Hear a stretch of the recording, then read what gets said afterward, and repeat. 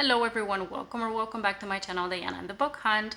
I feel like I haven't done a trope recommendation video in a while, so it's well overdue, and I'm going to focus on a very fun trope, one that I absolutely love to read through, and it's forced proximity. I feel like an author has so much opportunity to build on a relationship and also on chemistry when it comes to the two characters when there is forced proximity, so I always love to have this trope within a book.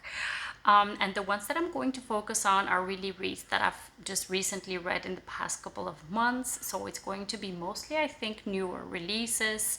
And all of the books I'm going to mention today are ones that I've absolutely loved. I've given 4 or 5 stars to. So you can rest assured that if you have the same taste as mine, then you're probably going to love these as much as I did. The first book I'm going to focus on is by Nikki Sloane. It's The Frat Boy, which is the fourth book within this standalone series, the Nashville Neighborhood series.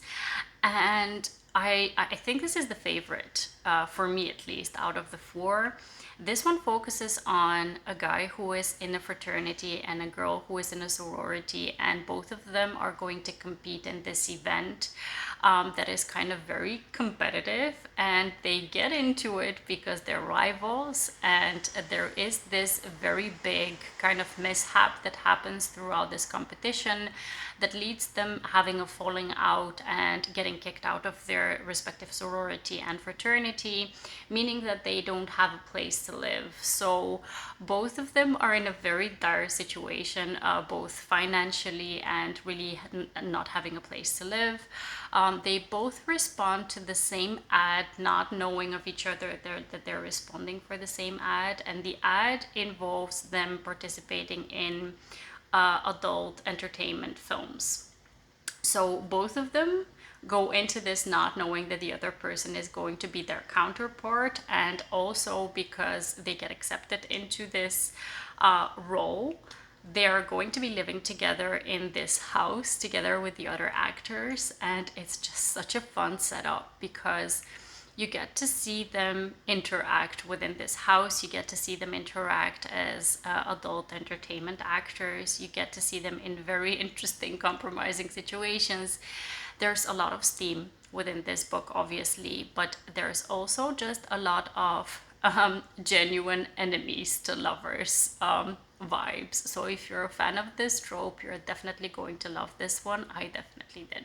The next one is going to come as no surprise to anyone who knows me. It's The Right Move by Tomforde. It's one of my favorite books of this year. It's going to be an all-time favorite for me.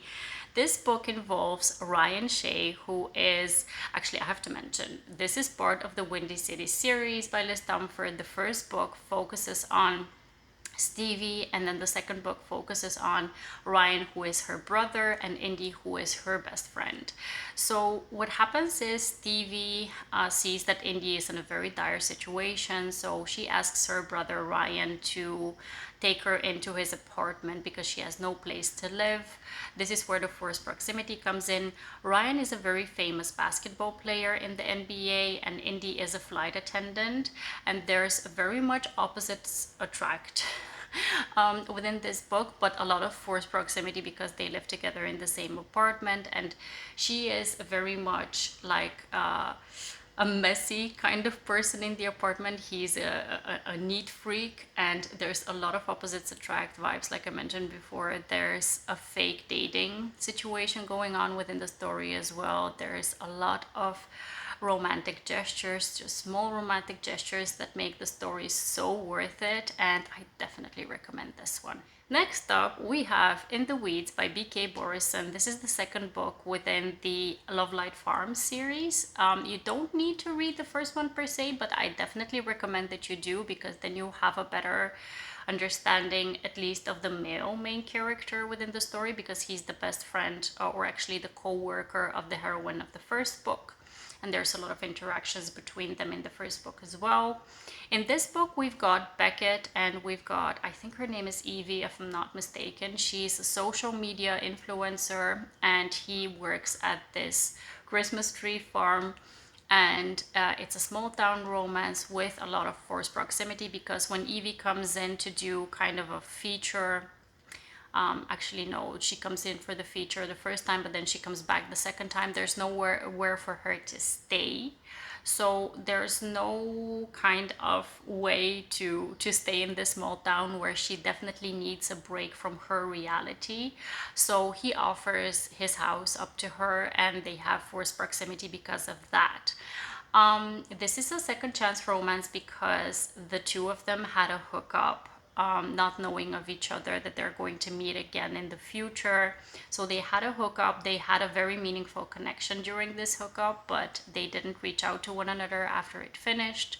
And then now they have a second chance at their love story because they're going to be spending time together on this retreat that she does.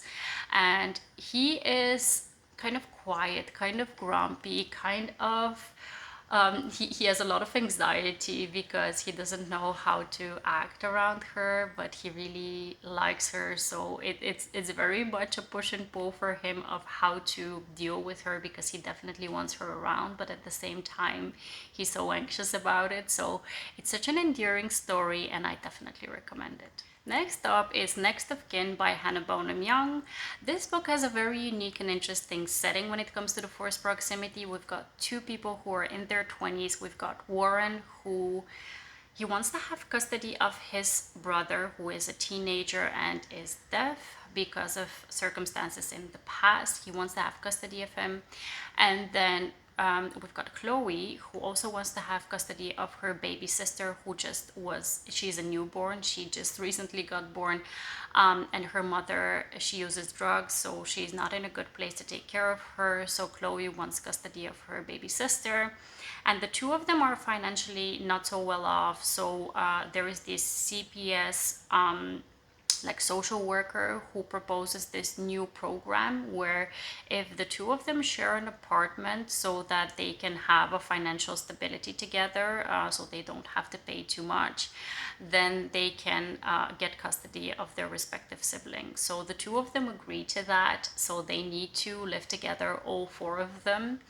And it gives for just such amazing situations because they need to share a space. They don't know each other. They're essentially strangers. Warren is very much a grump, and Chloe is very much a sunshiny character. And she really wants to do it on her own, but she doesn't know what she's doing because she has a newborn on her hands. And he very much steps in to help her out in a lot of situations. So it's again such an endearing, such a wholesome type of read. And the forced proximity situation again is very unique, very interesting of how they come to live together.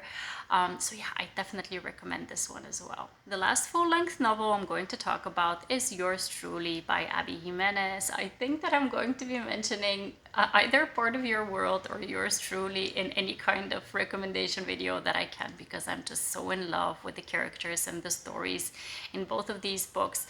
But Yours Truly definitely has a forced proximity situation going on because the two characters within the story, we've got Bree and Jacob. The two of them, due to certain circumstance, agree to fake date. And the fake dating situation results in her having to meet his family, and his family is very close-knit, and they're the type of family who is going to come to Jacob's house unannounced. And they're like, yeah, if you've been dating and if you are living together, because they mention somehow that they're living together, then they really need to live together, otherwise it's not going to be believable. So they end up having to live in Jacob's house. And this just brings up the situation of, fake dating, real feelings coming into play, and them having to share a house, a bed, because he only has one bedroom. It just gives all the good vibes when it comes to forced proximity. It's also that they work together at the hospital. He's a doctor, she's a doctor as well, and they exchange notes during their breaks, and it's just such a wholesome read. Again, this is the type of read that is going to just fill up your heart. And I kind of did have a bit of a book hangover after this book because I was just so full on this story that nothing could compare to it. But yeah, it's definitely worth the read. It was a 5+ star read for me, and I hope you pick it up. I'm going to end this video with a short novella by Ali Hazelwood called Under One Roof. This novella I wanted to mention because it has the classic situation of two strangers having inherited one house by a family member or someone who is close to them, and them having to share this space because both of them have this inheritance of a house and both of them wanting to keep it for different reasons. This was such a fun read, and especially because he's very much a grump. She is a sunshiny character, but when it comes to having met him, she becomes a monster. They kind of pull pranks on each other, and it just makes for such a fun story with a lot of comical banter, very much enemies to lovers in this one. And yeah, I definitely enjoyed it, and I definitely recommend it if you want to have some forced proximity between two people who definitely don't like each other at the start. These were all my recommendations for the forced proximity trope. I hope you enjoyed this video. Please leave your recommendations for me with this trope because I absolutely love it, and if you have books that I should definitely check out, I definitely want to hear about them. I hope to see you very soon in the next one. Have a wonderful, marvelous day. Happy reading. Take care, and bye-bye.